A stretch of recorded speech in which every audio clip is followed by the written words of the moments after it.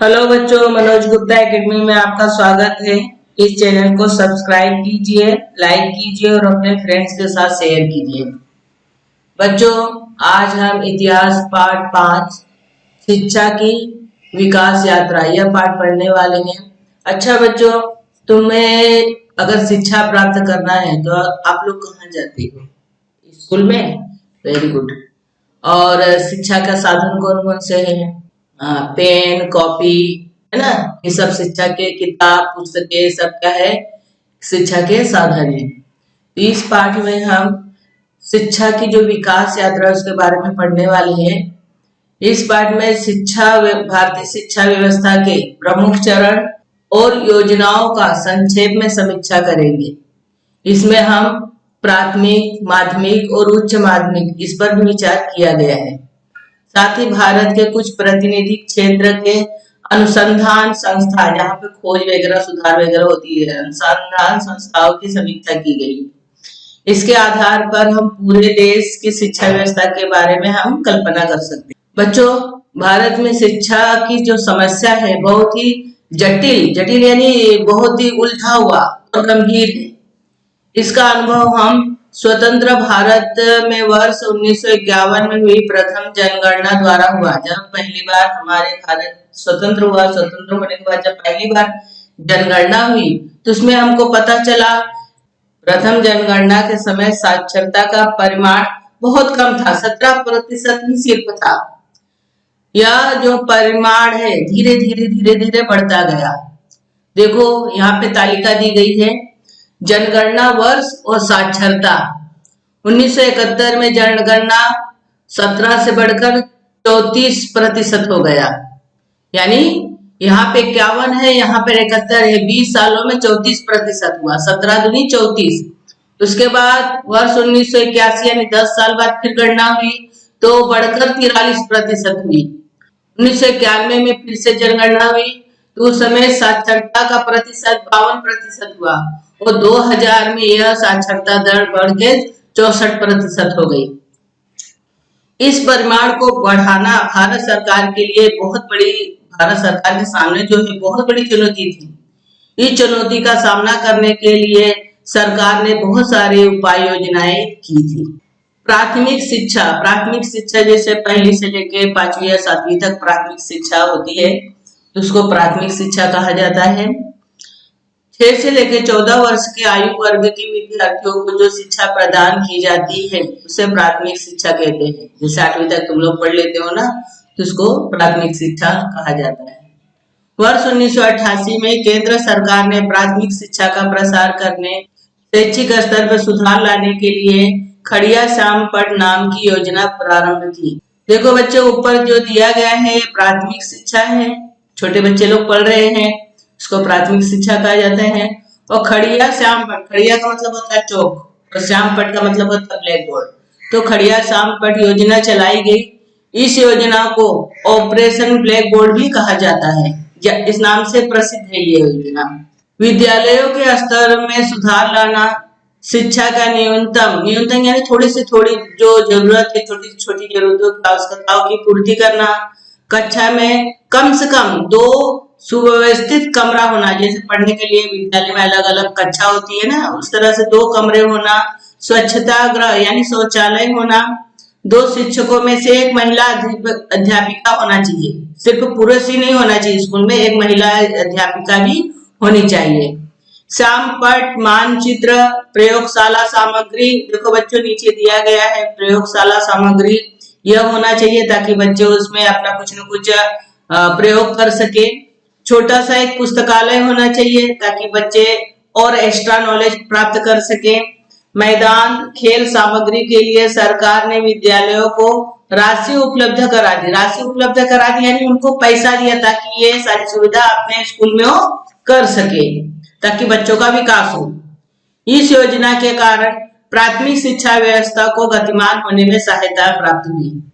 वर्ष 1994 में यह जो योजना था उसको बढ़ाने के लिए, विस्तार देने के लिए 100 से अधिक विद्यार्थी वाले संख्या वाला विद्यालय है, उसमें 1 कमरा और 1 अतिरिक्त शिक्षक नियुक्त करने का प्रावधान किया गया। प्रावधान मतलब है ना नियम, नियम बनाया गया। जैसे 100 से अधिक अगर बच्चे हैं तो सिर्फ एक कमरा नहीं, एक और 2 कमरा होना चाहिए, एक कमरा और एक कमरा, 2 बड़ा कमरा होना चाहिए और उसमें 2 शिक्षक नियुक्त करना चाहिए, एक उस क्लास का शिक्षक और एक एक्स्ट्रा शिक्षक होना चाहिए। छात्राओं के विद्यालयों, अनुसूचित जाति एवं जनजाति बहुल विद्यालयों और ग्रामीण क्षेत्रों को वरीयता दी गई।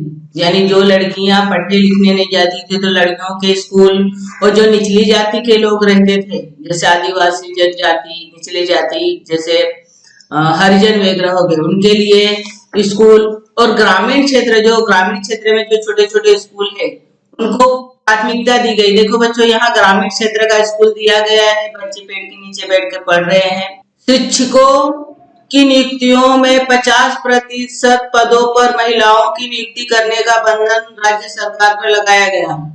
राज्य सरकार पे यह बंधन लगाया गया कि जो भी शिक्षक की नियुक्ति करते हैं वो शिक्षक सिर्फ पुरुष नहीं होना चाहिए, उसमें 50% महिलाएं भी होनी चाहिए। वर्ष 1994 में प्राथमिक शिक्षा का सार्वत्रिकरण करने के लिए जिला प्राथमिक शिक्षा कार्यक्रम DPEP शुरू किया गया। देखो बच्चों, ये इसका लोगो दिया गया है।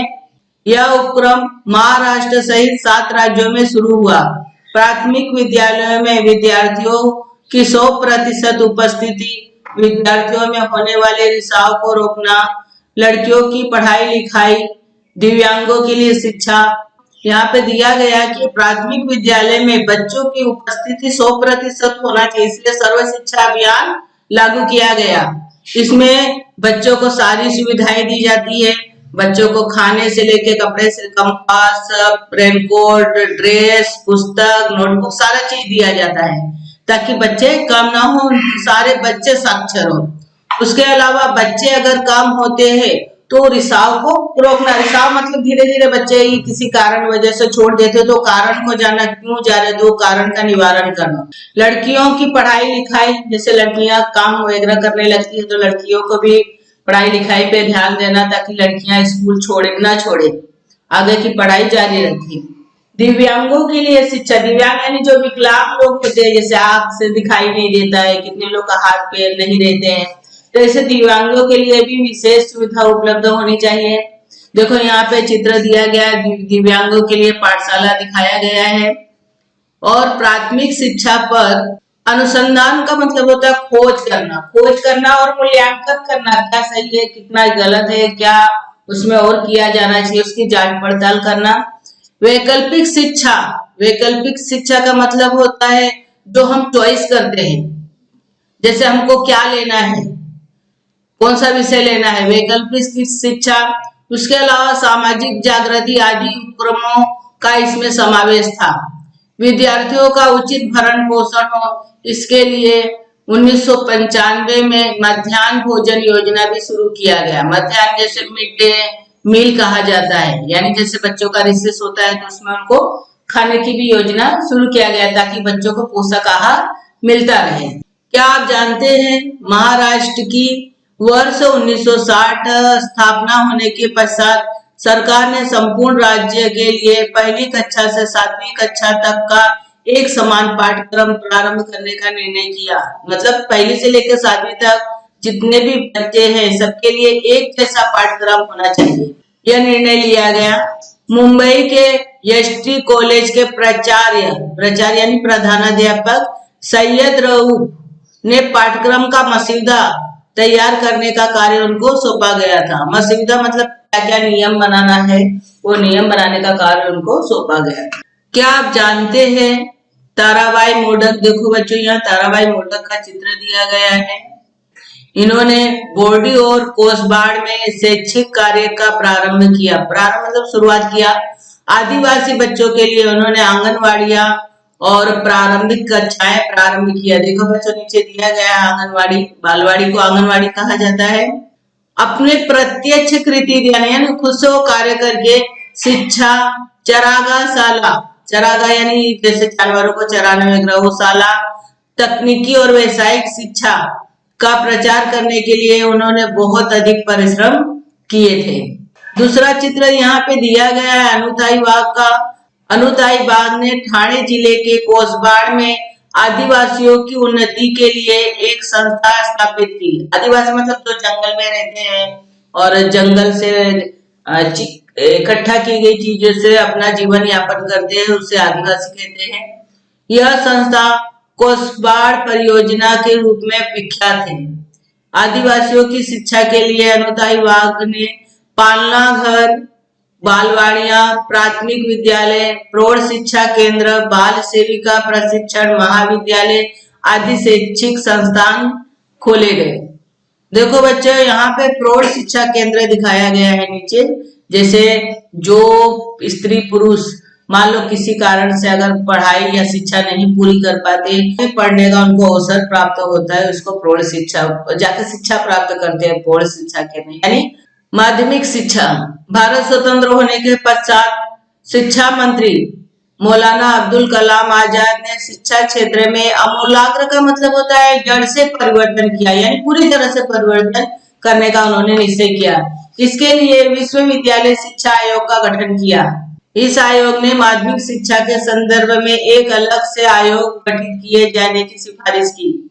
उसके अनुसार वर्ष 1952-53 में मुदलियार आयोग का गठन किया गया।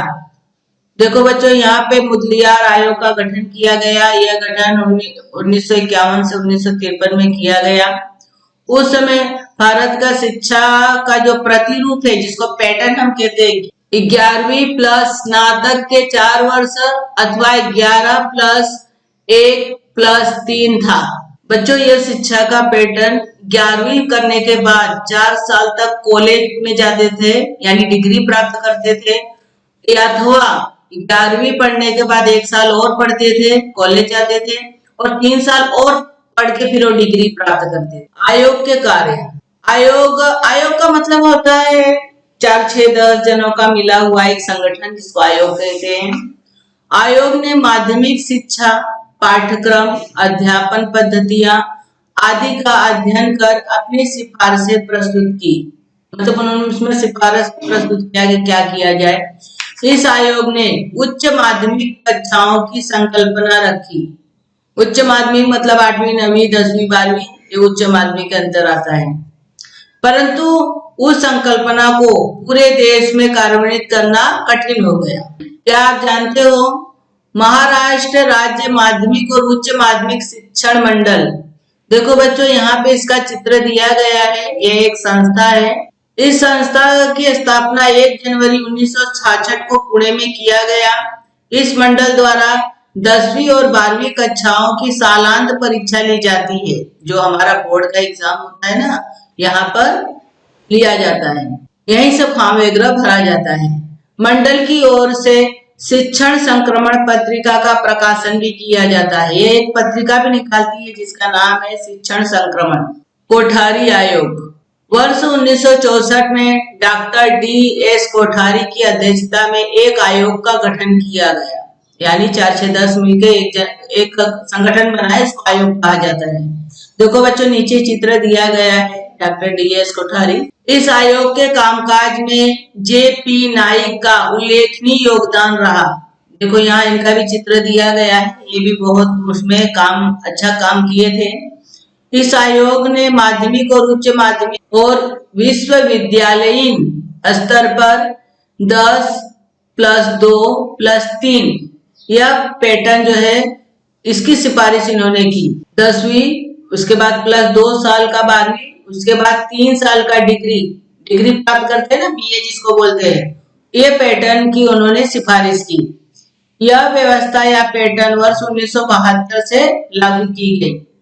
कोठारी आयोग ने शिक्षा की एक ही राष्ट्रीय प्रणाली हो, शिक्षा में मातृभाषा हिंदी और अंग्रेजी भाषा का समावेश हो, शिक्षा को समाज के निचले से निचले स्तर तक ले जाने के लिए निरंतर शिक्षा, यानी बच्चों को लगातार पढ़ना है, और प्रौढ़ शिक्षा जो बड़े होने तक वो पढ़ नहीं पाए उनके लिए शिक्षा, पत्राचार शिक्षा, मुक्त विश्वविद्यालय जिसको ओपन यूनिवर्सिटी भी कहा जाता है, जैसे उपक्रम उन्होंने सुझाए। अनुसूचित जातियों जनजातियों जैसे उपेक्षित वर्गों को प्राथमिकता देना, इनको पढ़ने लिखने का अवसर नहीं मिलता, इनको प्राथमिकता देना, सरकारी बजट में शैक्षिक व्यय को बढ़ाना जैसी सिफारिश जो है इन कोठारी आयोग में किया गया।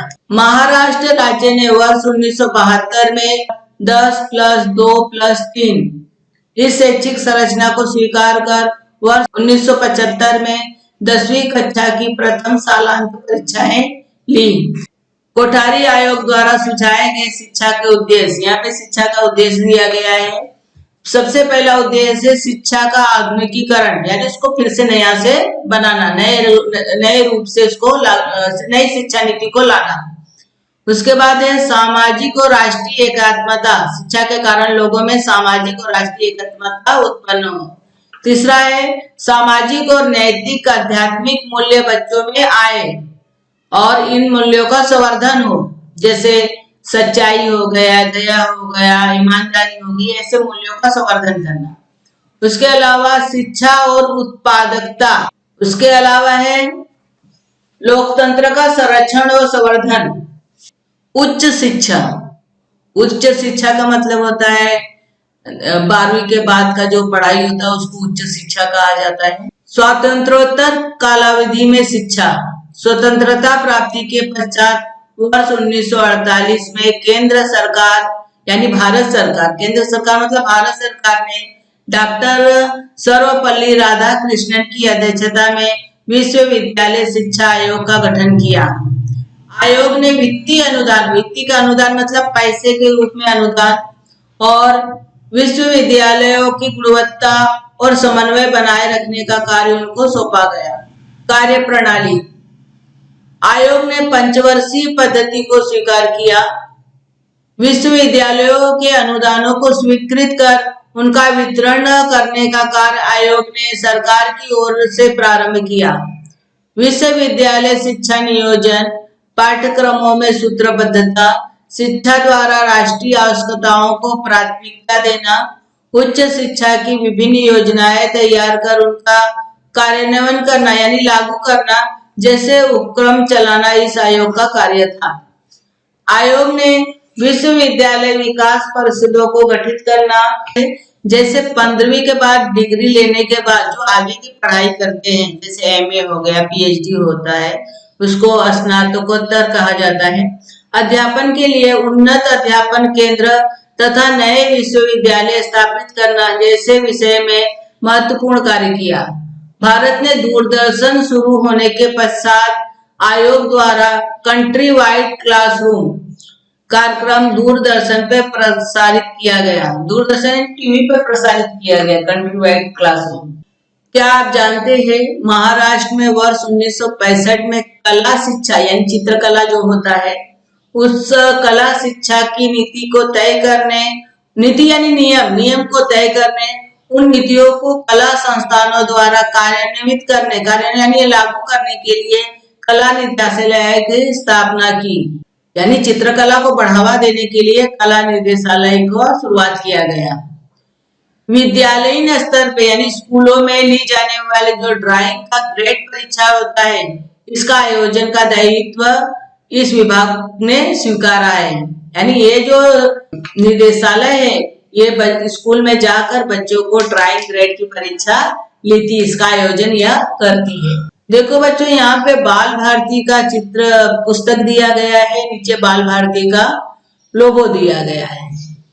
क्या आप जानते हैं महाराष्ट्र राज्य पाठ्य पुस्तक निर्मिति व अभ्यासक्रम संशोधन मंडल बाल भारती नामक संस्थान पुस्तक का जो लोगो है इसकी स्थापना 27 जनवरी 1967 को पुणे में हुआ। कक्षा 1 से लेकर 12वीं का जो स्कूल के विद्यार्थियों के लिए जो पाठ्य पुस्तक तैयार करने का कार्य है ये बाल भारती नामक जो संस्था है वो करती है। ये पाठ्य पुस्तक सभी भाषाओं में मिलती है, जैसे मराठी हो गया, हिंदी, अंग्रेजी, उर्दू, कन्नड़, सिंधी, गुजराती, तेलुगु, ये 8 भाषाओं में तैयार की जाती है। National council of educational research and training NCERT 1 सितंबर 1961 को दिल्ली में इस संस्थान की स्थापना की गई। केंद्र सरकार यानी भारत सरकार को विद्यालयीन शिक्षा के विषय में सर्वांगीण नीतियों के संदर्भ में और शैक्षिक योजनाओं को कार्यान्वयन करने यानी लागू करने में सहयोग देना इस संस्थान का प्रमुख उद्देश्य है। शिक्षा से संबंधित अनुसंधान, विकास, प्रशिक्षण, विस्तार, शैक्षिक कार्यक्रम, शालेय पाठ्यक्रम और पाठ्य पुस्तकों की पुनर्रचना, ये सभी की जिम्मेदारी जो है एनसीईआरटी पर सौंपा गया। इस संस्थान ने केंद्रीय माध्यमिक शिक्षा बोर्ड के सहयोग से शालेय पाठ्यक्रम और पाठ्य पुस्तकों का निर्माण में केंद्रीय भूमिका निभाई, यानी ये निर्माण करने का भी कार्य करता था।